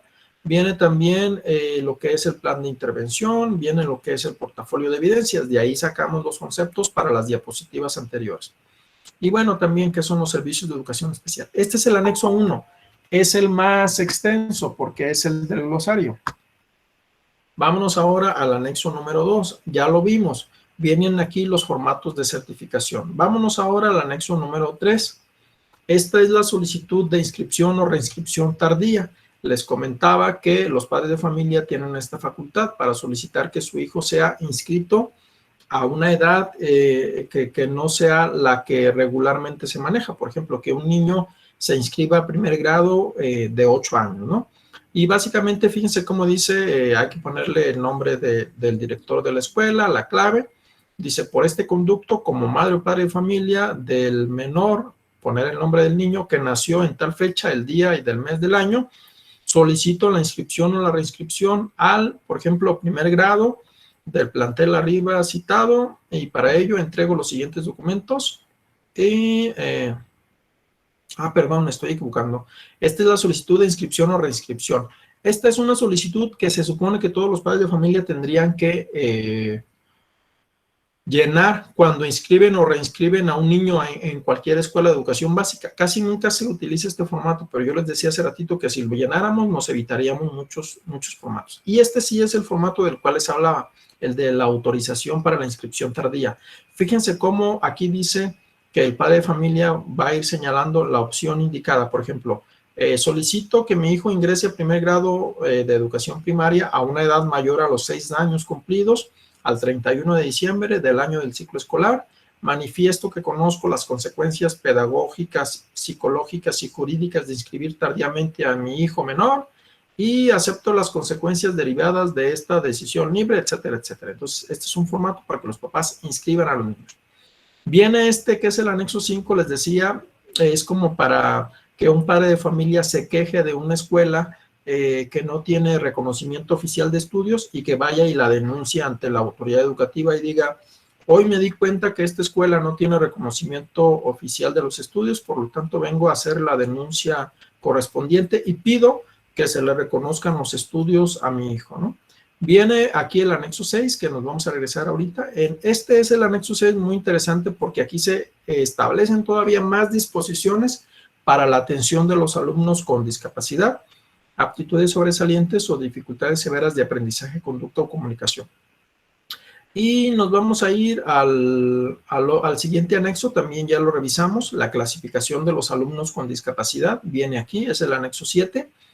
Y el otro que comentaba el maestro César, la autorización expresa para que la familia revoque la promoción de grado escolar. Aquí viene, miren, hay que dirigirlo al director del plantel y dice, por este conducto, como madre de familia del alumno César, con la CURP y que cursó el 6º grado del plantel arriba señalado, me permito otorgar mi consentimiento expreso para que mi hijo sea reinscrito en el 6º grado de educación primaria. Por lo anterior, manifiesto que conozco las consecuencias pedagógicas, psicológicas y jurídicas de la decisión anteriormente expresa y estoy enterado de que en caso de traslado el niño llegaría al mismo grado que estoy solicitando su revocación, ¿no? Entonces, este sería el último anexo, que es el de revocación de grado escolar. Ok, entonces nos vamos a regresar rápidamente a este anexo 6. Le vamos a dar una revisada rápida para completar esta información. ¿Por qué? Porque aquí vienen algunas disposiciones que no están incluidas en el cuerpo de la norma, que ya se las fui describiendo en la diapositiva, pero que me parece que es importante que cerremos con ellas. Miren, dice, punto número 1, estos son aspectos principales de la atención educativa de los alumnos con discapacidad. Y para atender a los alumnos con discapacidad se deberá atender lo siguiente. Ok, le voy a ir señalando aquí en rojito para que ustedes vayan identificando. la parte en la que vamos leyendo. Ok. Dice, en el caso de los alumnos con discapacidad, aptitudes sobresalientes o con dificultades severas de aprendizaje, conducta o comunicación, será el consejo técnico el que tiene que empezar a tomar decisiones respecto a cómo vamos a identificar a los alumnos, cómo vamos a hacer la evaluación inicial, cómo vamos a planear su intervención, cómo vamos a seleccionar estrategias, métodos y técnicas, cómo vamos a realizar los ajustes razonables, el trabajo colaborativo, la asesoría entre docentes, a padres de familia, etc. Ojo aquí, fíjense cómo le da un carácter muy democrático y muy social a la atención de los alumnos con discapacidad.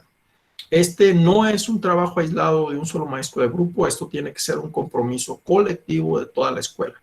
Dice en el punto 1.2, cuando los niños vengan de otra escuela hay que solicitar un portafolio de evidencias que de preferencia contenga el informe de detección inicial, el informe de evaluación psicopedagógica, el programa de enriquecimiento si se trata de niños con NAS y el plan de intervención si se trata de niños con discapacidad. Pero señala aquí en el siguiente párrafo, si no se cuenta con esa documentación, le corresponde a la escuela conformar el portafolio de evidencias. Entonces no podemos condicionar el acceso de ese niño a nuestra escuela si no trae su portafolio de evidencias. Vámonos al siguiente numeral. Dice, lo que ya lo mencionábamos, serán los padres de familia los responsables de trasladar ese portafolio de evidencias de una escuela a otra. Por favor, maestros, no se metan en un problema y no anden pidiéndole un portafolio de USAER en USAER o de USAER acá. Esto lo tiene que hacer el padre de familia a partir de una sugerencia que le dé el director de la escuela. Ahora viene el punto número 2, lo que tiene que ver con cómo vamos a identificar a los niños. Este proceso de identificación, bueno, se divide en dos, el tema de la detección inicial y el tema del inciso B, la evaluación psicopedagógica.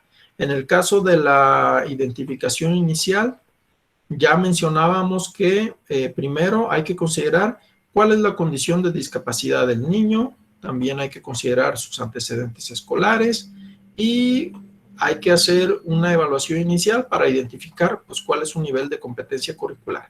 En el caso de los alumnos con aptitudes sobresalientes, aquí se señala en primaria qué pasitos se tienen que dar o qué aspectos se tienen que considerar.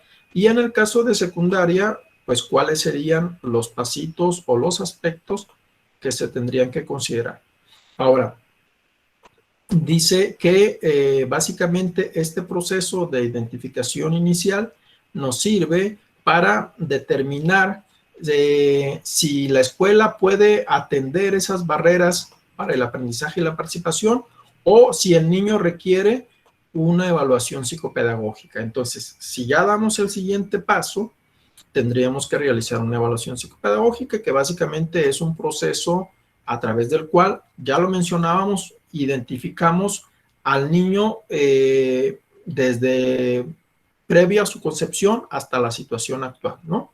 Entonces dice que independientemente del nombre que reciba esta evaluación, de lo que se trata es profundizar en las particularidades del alumno y conocer en qué contexto se está desenvolviendo, ¿no? En el contexto áulico, escolar, familiar y social, y que es necesario considerar que esta evaluación psicopedagógica requiere un espacio específico para realizarla, requiere materiales específicos, como por ejemplo las pruebas de psicología, requiere recursos humanos, como por ejemplo en el caso del personal de psicología o comunicación, pues que tienen una formación especializada, pero que si no hay servicios de educación especial, le corresponderá a la escuela buscar las mejores estrategias para acercarse de esos elementos, como ya lo mencionaba la maestra Ana, que ella le pide ayuda a su supervisor, ¿no? Y también, ojo aquí, requiere que se destine un tiempo razonable para la aplicación de esos instrumentos, ¿no? Ok, los rubros que debe contener la evaluación psicopedagógica serían datos personales, motivo de la evaluación, conducta durante la evaluación, los antecedentes del desarrollo, la situación actual, que esta se evalúa en función de pruebas formales y no formales. Y bueno, pues también cuando se trate de un niño con aptitudes sobresalientes, hay que evaluar otros aspectos, como sería contexto familiar, escolar, social, físico, cognitivo, socioafectivo, evaluación de los aprendizajes y cómo anda el chico en su creatividad. Ok. La interpretación de los resultados de la evaluación psicopedagógica básicamente se centra en dos aspectos, ya lo mencionábamos. Primero es identificar las barreras que está enfrentando el alumno y también identificar cuáles son las necesidades específicas que está presentando. Y en conclusiones y recomendaciones, pues básicamente hay que hablar de qué papel van a desempeñar los docentes y demás personal involucrado en la atención del alumno. Entonces hay que establecer acuerdo, ¿no? En el caso de los alumnos con aptitudes sobresalientes se señala que hay una propuesta de intervención educativa para estos alumnos que es de la Secretaría de Educación Pública del 2006, pero también, ojo aquí, hay unos lineamientos para la acreditación, promoción y certificación anticipada de los alumnos con aptitudes sobresalientes. También la pueden descargar de este sitio de las normas de control escolar. Me parece que están aquí, miren, aquí donde dice lineamientos, dice lineamientos para la acreditación, promoción y certificación anticipada de los alumnos con aptitudes sobresalientes. Entonces, de ahí pueden descargar ese documento. Ok. Regresamos y ya casi terminamos. Sobre la evaluación de pruebas formales de psicología se señala que, bueno, pues esas no las puede hacer cualquier maestro y hay que solicitarle autorización por escrito a los padres de familia para poder aplicar cualquier prueba de psicología, ¿no? Hay que pedirle la autorización por escrito. Ok. Y esas pruebas, bueno, pues deben de estar acompañadas de un reporte de evaluación que contenga la firma y que contenga la cédula profesional del psicólogo que las haya realizado. En cuanto al informe de evaluación psicopedagógica, bueno, pues ya mencionábamos que describe las barreras y describe las necesidades específicas que pueda presentar el alumno y posteriormente se realizaría el plan, la intervención educativa a través de un plan de intervención que puede ser un programa de enriquecimiento para los alumnos con aptitudes sobresalientes o un plan de intervención para los alumnos con discapacidad o con dificultades severas de aprendizaje, conducta o comunicación. Miren, al final vienen algunas consideraciones. Dice, en el caso del plan de intervención, pues tiene que ser elaborado por los maestros de educación especial, en caso de que los haya, y demás personal involucrado en la atención del niño. El plan de intervención, bueno, pues parte del informe de evaluación psicopedagógica. No podemos aventurarnos a hacer un plan sin conocer al alumno, esto es muy importante. Hay que definir muy bien qué papel desempeñarán los docentes, qué papel desempeñarán los padres de familia, cuáles serán las acciones que nos van a permitir minimizar las barreras para el aprendizaje y la participación que está enfrentando el alumno. Y también hace 3 señalamientos muy importantes. Este plan de intervención es una herramienta de trabajo que se consulta y actualiza continuamente. No le sirve de nada al maestro de USAER hacer su plan y tenerlo guardado en su locker, ni tampoco le sirve de nada al niño que el maestro de grupo y el maestro de USAER, en caso de que lo tenga, se sienten a hacer un plan si no van a tomar en cuenta lo que establecieron en ese plan. Entonces, debe ser un documento de planeación. Ok. El plan de intervención, entonces, es un insumo para la planeación de las actividades cotidianas de los docentes, pero también es un insumo en la toma de decisiones del CETE. Y para finalizar, este anexo 6 señala que en el caso de los CAM, todos los alumnos deben tener un informe de evaluación psicopedagógica y un plan de intervención. Ok, hasta aquí el anexo 6 y me gustaría que dejáramos abierta la posibilidad a que se mencionaran algunas dudas o algunas inquietudes sobre este anexo 6.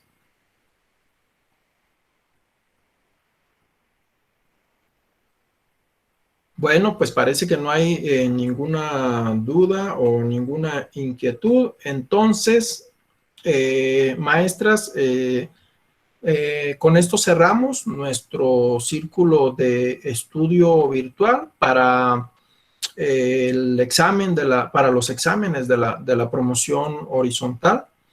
Debo agradecerles a todas y a todos que nos hayan hecho el favor de acompañarnos en estas 15 sesiones de este círculo de estudios. Ha sido para nosotros un placer tenerlos en estas reuniones porque nos permiten ampliar nuestro conocimiento de lo que ocurre en otras escuelas y en otras regiones, ¿no? Entonces, ha sido muy, muy enriquecedor que nos hayan acompañado.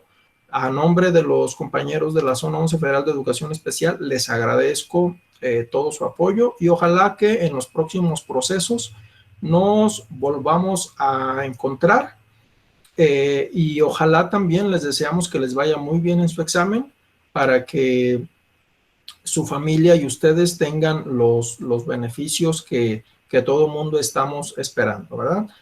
Definitivamente que todas estas reuniones servirán también para que seamos mejores maestros y para que brindemos una educación de excelencia a todos nuestros alumnos. De eso se trata, ¿no? Al fin de cuentas, convertirnos en mejores personas y también convertirnos en mejores profesionistas. Muchísimas gracias. Veo que la maestra Leti, bueno, nos agradece estos espacios que nos ayudarán en nuestra evaluación y sobre todo en compartir experiencias. La maestra Vicky también nos hace un agradecimiento y bueno, pues sí, bonita la región, bonita la zona 11. Muchas gracias, maestra Vicky. Maestra Blanca, adelante, la escuchamos.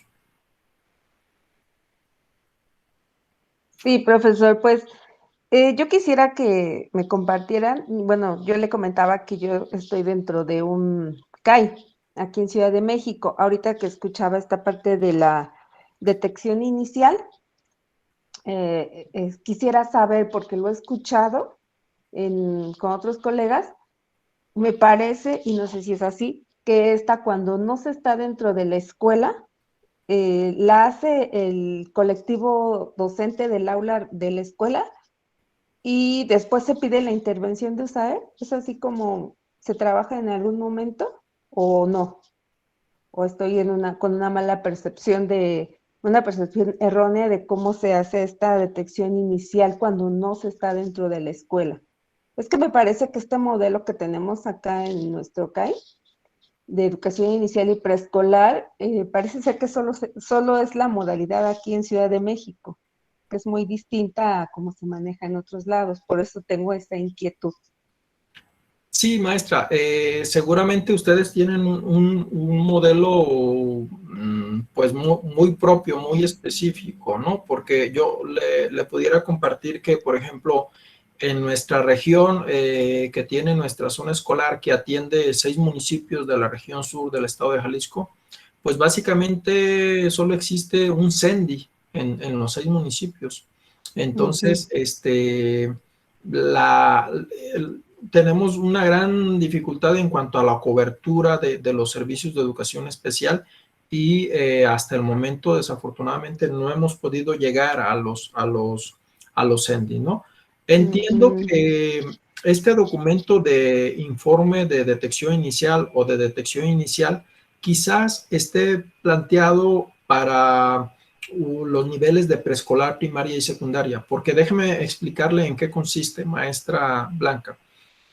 Al inicio del ciclo escolar, los compañeros de USAER se suman a las evaluaciones diagnósticas que realizan los docentes de educación básica regular y junto con ellos van completando esta información que nos permite identificar a los alumnos con discapacidad, identificar quiénes son, identificar cuáles son sus antecedentes escolares y también tomar la decisión de si es necesario continuar con el proceso de evaluación psicopedagógica o será la propia escuela a través del CETE la que va a implementar medidas para poder minimizar o eliminar las barreras para el aprendizaje que pudiera estar presentando este alumno. Quizá en el servicio que ustedes tienen como la intervención es más directa y más cercana con los alumnos, no es necesario realizar este documento. Nosotros nos lo hemos preguntado mucho en el caso de los CAM, porque decimos, ¿qué sentido tiene realizar un informe de detección inicial en los CAM? Si el informe de detección inicial tiene la intención de decidir si vas a hacer una evaluación psicopedagógica o no, sabemos que de acuerdo a lo que señala la norma, todos los niños de CAM deben de tener una evaluación psicopedagógica y deben de tener un plan de intervención. Entonces, me imagino que algo similar ocurre con ustedes. Pero si es necesario, maestra Blanca, que se lleve el concepto de lo que es un informe de detección inicial, porque es probable que en el examen le pregunten algo relacionado con este documento, ¿verdad? Así es, profesor. Sí, yo le agradezco muchísimo porque efectivamente, en realidad yo hago, bueno, todo el equipo técnico multidisciplinario que hace rato les comentaba, hacemos la entrevista inicial. Entonces, aquí hacemos justamente esto, lo que sería la detección inicial y justamente cuando hay un niño con discapacidad, pues enseguida se continúa con el informe psicopedagógico y el plan de intervención. Entonces, sí creo que pues cuando no está inmerso dentro de la escuela, suele ser un poco diferente. Entonces, gracias por la aportación. Y por ahí una compañera preguntaba, ¿CAI son los centros de atención infantil? Que antes nos llamábamos CENDIS, pero ahorita a nivel nacional todos aquellos que atendamos a niños menores de 3 años, pues somos centros de atención infantil. Eso también es parte de la reforma. Y maestro, pues muchas gracias por todas estas sesiones. Yo le decía, los había seguido por YouTube y pues ya le escribiré para que de favor se me pueda compartir el material. Muchas gracias y muchas felicidades porque la verdad yo anduve buscando para esta promoción horizontal y no encontraba para educación especial. Cuando los encontré a ustedes, pues me sentí acompañada. Muchas gracias y buenas noches a todos. Para servirle, maestra, estamos para servirles. Muchísimas gracias a todos por sus comentarios, por sus agradecimientos. Miren, por favor, mándenme correo y voy a hacer lo posible por responderles con las presentaciones. También debo comentarles que tenemos pensado, y esto ya se los había prometido desde las primeras sesiones, de subir toda la información a un sitio de Drive y compartirles el enlace en el grupo de Facebook para que ustedes con un solo clic tengan ya pues toda la información sin necesidad de estar enviando el correo. Porque, bueno, también debo comentarles que hay muchos documentos que ya fuimos subrayando, entonces a lo mejor les sirve más tenerlo subrayado porque de esa forma pueden irse guiando por lo subrayado. Vamos a hacer este esfuerzo y con muchísimo gusto se los vamos a compartir. Ténganos poquita paciencia. Sé que hay algunos documentos que no alcanzamos a revisar. Yo les quiero recomendar que si ustedes no tienen mucho tiempo para la lectura, le hagan como yo, mientras ando lavando, mientras ando planchando, mientras ando barriendo y trapeando, me pongo los audífonos, sintonizo algún canal de YouTube y escucho, porque es otra forma de aprender. Acuérdense que hay muchísimas formas de aprender. Les quiero recomendar que busquen en el YouTube más canales de círculos de estudio. Por ejemplo, hace poquito encontré un canal de compañeros ATPs que a nivel nacional hicieron un grupo y hacen muy buenos análisis de algunos documentos. No todos tienen que ver con nuestra guía de estudio, pero sería interesante que checaran cuáles sí. El canal de YouTube se llama Círculo de Estudio ATP. Entonces, son buenísimos los análisis que hacen ahí. La verdad, yo me quedé sorprendido. Sé que es un círculo que hicieron específico para los ATPs, pero nos podemos beneficiar de sus aprendizajes. Ahora, hay muchos youtubers que también hacen análisis de los documentos. Ya depende de los gustos de cada quien. Hay quien solo lee el documento, hay quien hace una sesión, hay quien hace un resumen y hace una presentación, pero no dejen de leer, no dejen de revisar la información, traten de darse tiempo. Todavía nos queda una semana para seguir estudiando y recuerden que este tema del examen es como correr un maratón.